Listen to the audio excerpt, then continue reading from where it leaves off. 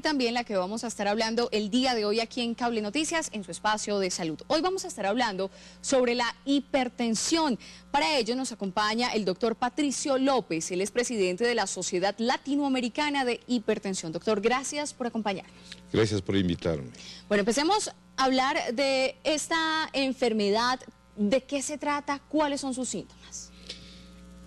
Muchas gracias por la pregunta. Lo interesante es que la hipertensión arterial no tiene síntomas. Se lo conoce como uno de los asesinos silenciosos. Solo puede ser detectada cuando usted consulta a su médico le toma la presión arterial y encuentra cifras mayores de 140, 90 a nivel del consultorio, o actualmente que ya disponemos de aparatos automáticos de fácil utilización en la propia casa, cuando el propio paciente es capaz de monitorizar su presión arterial y se encuentra con estas cifras. Eso determina la categoría de hipertensión arterial. En este momento, el 40% de la población colombiana, de acuerdo a las investigaciones del estudio PURE, presentan mayores de 35 años, 40% niveles altos de presión arterial.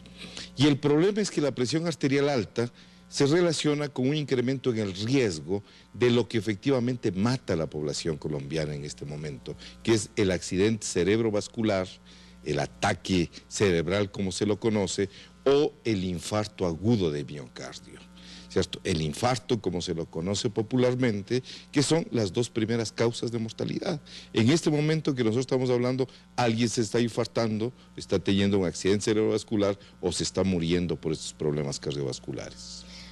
La hipertensión, y le quiero preguntar, ¿es simplemente un síntoma o algo que deja ver que algo más está pasando en el organismo, o ya es la muestra definitivamente de algo? Es decir, ¿es como tal la enfermedad o simplemente la luz de que algo puede estar pasando? Sí, la hipertensión es la manifestación de una alteración y es conocido más como un factor de riesgo para enfermedades cardiocerebrovasculares. El problema es el impacto que los niveles de presión arterial alta tienen sobre el funcionamiento de la pared de los vasos, que terminan o taponándose, dando el infarto, o reventándose por los niveles muy altos a nivel cerebral, dando el accidente cerebrovascular.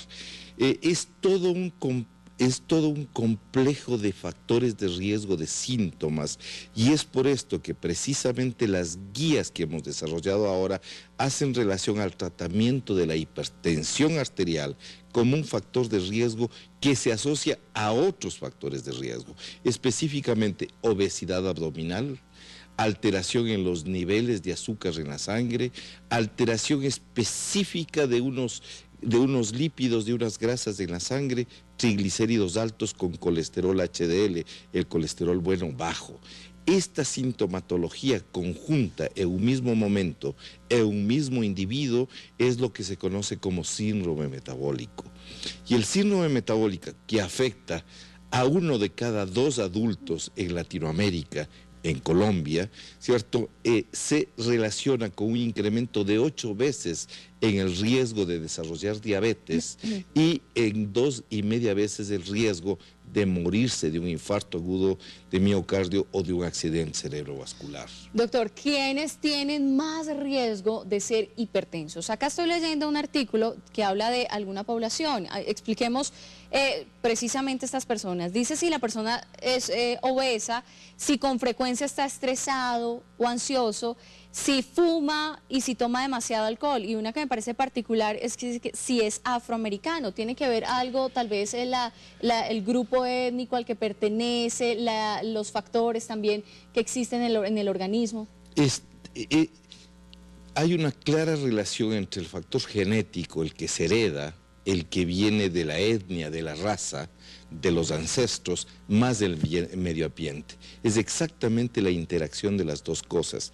Interesantemente, la población afroamericana es la que presenta el mayor riesgo de hipertensión, tanto en Estados Unidos como también en Latinoamérica. Se conocen más de estudios en Estados Unidos que en Latinoamérica. Es una población que los que sobrevivieron a las largas travesías a través del Atlántico fueron aquellos que tuvieron la capacidad de ahorrar sodio, de ahorrar sal, que les permitió sobrevivir. Esto hizo que en ese momento, cuando eran trasladados en los barcos y no tenían acceso a agua, precisamente lograran sobrevivir. Estos son los ahorradores de sodio. Ahora que se dispone del consumo de mucha sal en todos los alimentos de consumo popular, tradicional, masivo, de toda esta comida chatarra, como lo llamamos, viene un alto contenido de sal, de sodio, y esto hace que precisamente esos ahorradores de sodio que les permitió sobrevivir en un momento, ahora sea una causa para que la población negra tenga mayor prevalencia de hipertensión arterial y mayor riesgo de accidente cerebrovascular. Doctor, ya que estamos hablando sobre eso, hablemos de la dieta, la alimentación que debe tener una persona hipertensa. ¿Cuáles son esos cuidados en tanto cantidad de agua, qué importancia tiene y sobre todo el tema de la sal? Y las personas diabéticas, porque también ese es otro factor importante y otra asociación que usted nos mencionaba importante. Sí, indiscutiblemente en este momento el gran problema que tienen los países del tercer mundo son los rápidos y acelerados cambios en los modelos de producción.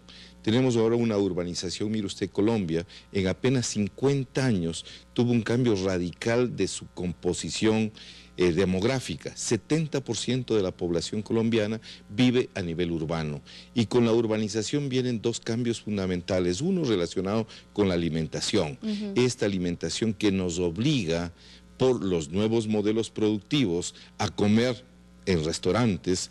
Ya no vamos al mediodía a comer en casa y esta comida rápida es muy rica en sal.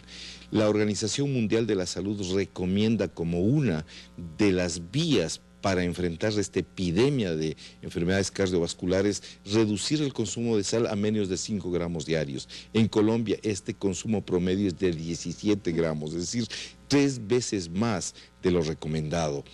El otro gran cambio, a más del nutricional, hace relación con la actividad física. Los procesos de mecanización, tanto en la producción de bienes como en las actividades recreativas, llevan a que la gente sea sedentaria. Entonces usted ve ahora a los niños aquí en Bogotá jugando fútbol, ya no con la camiseta del Millonarios o del Santa Fe en las calles, sino sentados frente a un aparato mecánico o gastando gran parte de su tiempo frente a la televisión. Estos dos cambios, nutrición inadecuada más sedentarismo, llevan al problema fundamental que es la obesidad abdominal. La obesidad abdominal produce, por un lado, incremento en la resistencia a la insulina, que lleva a que se aumente el azúcar en la sangre y al riesgo de diabetes, y por otro lado a inflamación de bajo grado. Y es la inflamación de bajo grado la que produce un aumento de los niveles de presión arterial. Es por esto que va tan en conjunto la presentación de estos síntomas: hipertensión arterial junto con diabetes, los dos recurrentes, decurrentes de la obesidad abdominal, producto de un sistema que está alterado. Entonces lo que podemos decir es que efectivamente la obesidad, el sobrepeso, la hipertensión y la diabetes son la respuesta biológica normal a una sociedad, al desarrollo de una sociedad anormal.